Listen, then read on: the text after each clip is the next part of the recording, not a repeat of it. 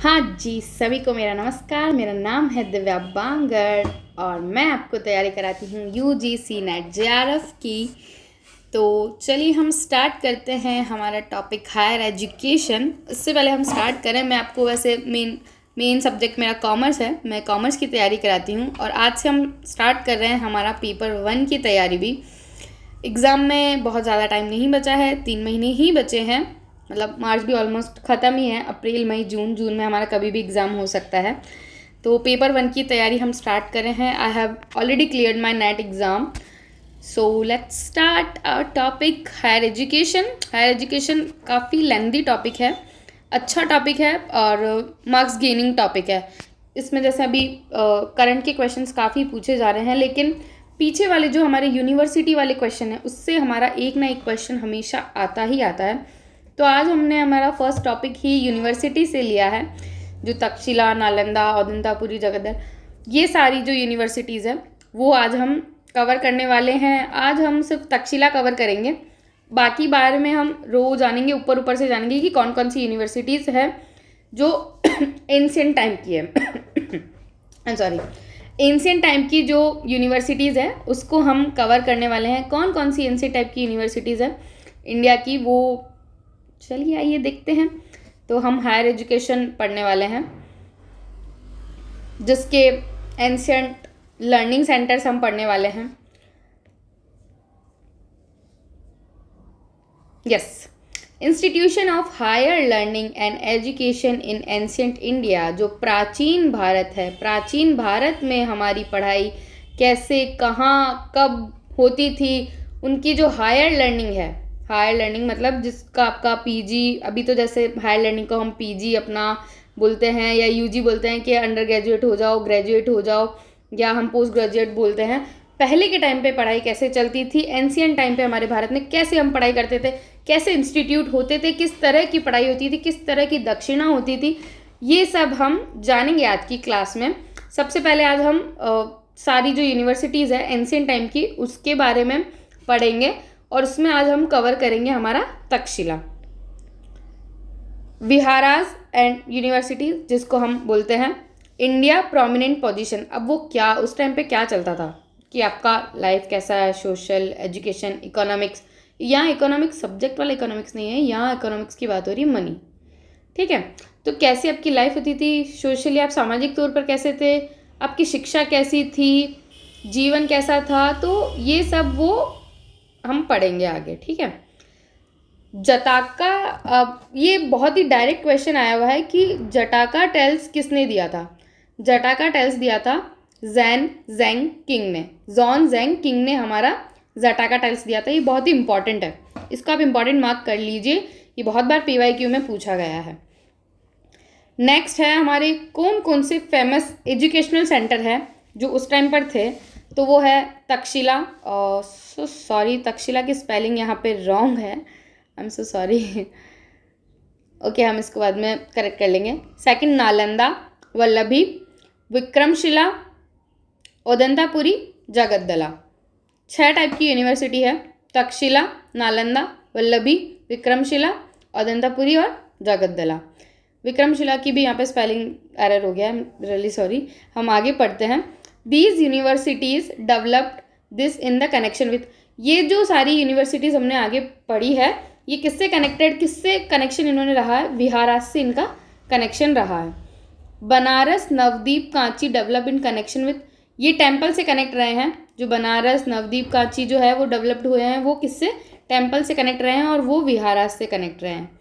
तो आइए सबसे पहले हमारी फर्स्ट जो यूनिवर्सिटी है इंडिया की नहीं दुनिया की जो फर्स्ट यूनिवर्सिटी है वो है हमारी तक्षशिला। तक्षशिला बहुत बड़ी यूनिवर्सिटी रही है अपने टाइम की, बहुत ही इम्पॉर्टेंट है ये, इससे हमेशा क्वेश्चन बनता ही बनता है। Centre of learnings religious teaching of early Hindu and Buddhist, early Hindu और बुद्धिस्ट के बारे में जो रिलीजियस टीचिंग यहाँ पे सिखाई जाती है, रिलीजियस लर्निंग सिखाई जाती है, वो हमारी तक्षशिला में सिखाई गई थी। अब ये भी क्वेश्चन बन सकता है कि अर्ली हिंदू और बुद्धिस्ट जो रिलीजियस सेंटर था वो कौन सा था टीचिंग का, ठीक है, तो वो तक्षशिला था। और दुनिया की पहली यूनिवर्सिटी कौन सी थी, तक्षशिला थी। तक्षशिला को हम ऐसे भी लिखते हैं और ऐसे भी लिखते हैं, ये दोनों सही है। अभी कितने टाइम से कितने टाइम तक थी? Flourish from 600 BC to 500 AD in the kingdom of Gandhara. आप देखेंगे ना, कैपिटल ऑफ तक्षशिला वो भी क्या है? गांधार ही है ना। फ्लरिश फ्रॉम कब से कब तक? 600 BC टू 500 AD, बहुत ही लंबे टाइम तक ये हमारी किंगडम ऑफ गांधार की ये चली है। कहाँ पे सिचुएटेड है ये? At the 20 miles in the west of Rawalpindi. पहले ये रावलपिंडी में थी, अभी ये पाकिस्तान में है। पहले ये कहाँ थी? 20 miles in west Rawalpindi. Capital of Gandhara देख लीजिए, जो गांधार की कैपिटल है वो क्या है? तक्षशिला है। Capital of Gandhara is Takshashila. ये इंपॉर्टेंट है, दिस इज वेरी इंपॉर्टेंट, ये क्वेश्चन आया है, कई बार आया है। अब देखिए रामायण के टाइम की बात करें अगर, तो रामायण में जो भगवान राम है उनके छोटे भाई भरत, जिन्हें आप जानते हैं, ऐसा कहा जाता है, मतलब वाल्मीकि रामायण के अकॉर्डिंग, कि तक्षशिला को भरत जी ने फाउंड किया था, मतलब भरत जी ने ढूंढा था, जो कि राम जी के छोटे भाई है, और उसके बाद उन्होंने ये अपने बेटे को अपॉइंट कर दी थी, उन्होंने उसके बाद अपने बेटे को दे दी थी। Taksha as a rules of territory, ये एक टेरिटरी का पूरा रूल है, इसमें बहुत सारे रूल्स हैं। वो क्या है? ये एक इंडियन सिटी है, ठीक है, it was an Indian city, Indian city में थी ये। Now in north western Pakistan, मैंने अभी आपको बताया नॉर्थ वेस्ट पाकिस्तान के अंदर है ये। It is an important archaeological site, इसको एक इम्पॉर्टेंट आर्कियोलॉजिकल साइट बोला है। अभी यूनेस्को ने इसको 1980 में क्या किया है? वर्ल्ड हेरिटेज साइट इसको दिया है 1980 में, जो कि 19th सेंचुरी में डिस्कवर कौन से आर्कियोलॉजिस्ट ने इसको डिस्कवर किया था तक्षशिला को? तो आर्कियोलॉजिस्ट एलेक्जेंडर चुनिंगम ने इन्हें डिस्कवर किया था। ये यूनेस्को ने डिक्लेयर किया, ये इंपॉर्टेंट है, बहुत इंपॉर्टेंट है कि यूनेस्को ने कौन सी यूनिवर्सिटी को वर्ल्ड हेरिटेज साइट मतलब कि वो करा है, डिक्लेयर करा है, तो वो तक्षशिला को करा है। नेक्स्ट है, और भी इंपॉर्टेंट फैक्ट्स है इसके, बहुत सारे इंपॉर्टेंट फैक्ट्स है। तक्षशिला यूनिवर्सिटी, मेरे हिसाब से मैं आपको जितनी भी यूनिवर्सिटी पढ़ाऊंगी ना, सबसे ज़्यादा या तो लिखा हुआ है तक्षशिला के बारे में या नालंदा के बारे में, ये दोनों बहुत ही इंपॉर्टेंट है और उससे क्वेश्चन हमेशा बनता ही बनता है। क्या इंपॉर्टेंट फैक्ट है अबाउट तक्षशिला? यहाँ पे जो स्टूडेंट की एज थी एंट्री की, वो क्या थी? 16। जब वो बच्चा 16 साल का हो जाता था तब वो उसमें एंटर कर सकता था। कौन कौन से यहाँ पर आए हैं कौन कौन स्टूडेंट रहा है? चाणक्य, जिन्हें हम कौटिल्य के नाम से भी जानते हैं, the Maurya emperor Chandragupta, the Ayurvedic healer Charak and Jivak study. ये सब लोगों ने क्या किया है? आपको पूछ लेगा कि तक्षशिला के स्टूडेंट्स बताइए, या आपको पूछेगा कि ऑड वन आउट, कि इसमें से कौन है जो नहीं है? तो चाणक्य, कौटिल्य, चंद्रगुप्त, ठीक है, मौर्य चंद्रगुप्त, आयुर्वेदिक चरक, जीवक, ये 4 नाम आपको याद रखने ही रखने। ये सबसे फेमस नाम है, और भी बच्चे पढ़े हैं, पर ये जो हमारे नॉन में है वो फेमस है, ठीक है। नेक्स्ट है हमारा स्टूडेंट्स कम। अब तक्षशिला इतनी बड़ी यूनिवर्सिटी थी ना, क्योंकि दुनिया की पहली थी, तो वहाँ से बहुत सारी जगह से लोग आने हैं। तो स्टूडेंट्स कहाँ कहाँ से आए हैं? बेबीलोन से, ग्रीस से, सीरिया से, चाइना से, बहुत सारे अलग अलग देशों से यहाँ पे पढ़ने के लिए आए हैं, जो कि एज क्या थी? 16, ठीक है। यहाँ पे कोई एग्ज़ाम सिस्टम नहीं था। अगर आपको ऐसा असर्शन रीजन में क्वेश्चन आ जाता है कि there was an exam system in a Takshashila university and आ जाता है कि यूनेस्को ने इसे वर्ल्ड हेरिटेज में डिक्लेयर किया है, तो फर्स्ट वाला तो आपका रॉन्ग हो जाएगा। कैसे हो गया? कि यहाँ पे कोई एग्ज़ाम नहीं होता है ना, और सेकंड वाला आपका करेक्ट हो जाएगा कि हाँ, वर्ल्ड हेरिटेज 1980 में इसको क्या किया है? डिक्लेयर किया है यूनेस्को ने। It gain it's importance again during the regime of Kanishka. इसका क्या है? इसने फिर से, जो रिजीम ऑफ कनिष्का है उसके टाइम पे इसने फिर से खुद को क्या किया है? गेन किया है। It's hall to importance of cultural centre. Cultural centre आएगा ही, क्यों नहीं आएगा? दुनिया की पहली यूनिवर्सिटी है, और कल्चरल तो बैकग्राउंड इसका रहा ही रहा है, क्योंकि हिंदू वहाँ पे अर्ली हिंदू रहा है और बुद्धिस्ट रहा है, तो कल्चरल को ये बहुत इंपॉर्टेंट मानते हैं। महाभारत है फर्स्ट बीन रिसाइटेड है, पहली बार जब महाभारत सुनाई गई थी तो वो यहीं सुनाई गई थी, है ना। Takshashila university campus life. अब कैंपस की लाइफ कैसे होती है, आइए हम देखते हैं। तक्षशिला यूनिवर्सिटी कंसिस्टेड वहाँ क्या क्या था, उनकी कैंपस में क्या क्या था? लेबोरेटरीज थी, अम्बुधावेली तो किसके लिए? एस्ट्रोनॉमिकल रिसर्च के लिए। उस टाइम पे 500 BC के टाइम पे, है ना, 600 AD तक, मतलब सॉरी 600 BC से 500 AD तक वहाँ पर एस्ट्रोनॉमिकल रिसर्च उस टाइम पे, this is very big thing. Massive library called Dharmaganj. अब क्या है, ये भी क्वेश्चन आया हुआ है कि हायर एजुकेशन में तक्षशिला यूनिवर्सिटी की जो मैसिव लाइब्रेरी है, हम तक्षशिला यूनिवर्सिटी की लाइब्रेरी को हम क्या बुलाते? तो उसको हम बुलाते हैं Dharmaganj. This is important. Next है कुछ इंपॉर्टेंट फैक्ट्स है। अब गुरु दक्षिणा में वो क्या देते थे? बच्चे जो पढ़ लिए स्टूडेंट्स, वो क्या पहले पैसे देते थे? क्या नहीं, वो पहले पैसे नहीं देते थे। वो क्या देते थे? अम्ब्रेला दे दिया, pairs of sandals and turban to the teacher. ये वो बच्चे अपने टीचर्स को देते थे। अब जो स्कॉलर्स हमने ऊपर पढ़े हैं उनकी डिटेलिंग भी कई बार पूछ ली जाती है, क्योंकि वो काफ़ी फेमस स्टूडेंट्स हैं तक्षशिला के, जो जिन्होंने बहुत अच्छा हमारे देश के लिए किया है या दुनिया में जहाँ भी उन्होंने बहुत अच्छा किया है।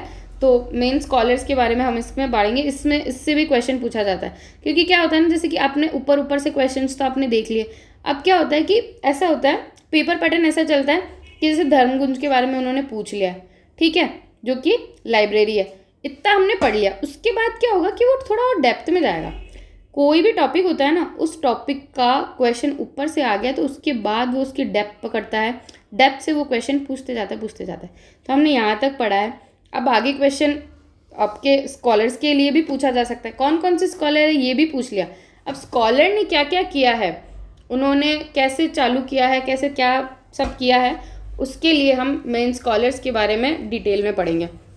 कौटिल्य जो कि ऑथर ऑफ अर्थशास्त्र है, अर्थशास्त्र के जो ऑथर है वो हमारे कौटिल्य, ऑन स्टेट क्राफ्ट पे, economic policy and military strategy, ये सब क्या है, ये सब किसके हैं? ये कौटिल्य के हैं।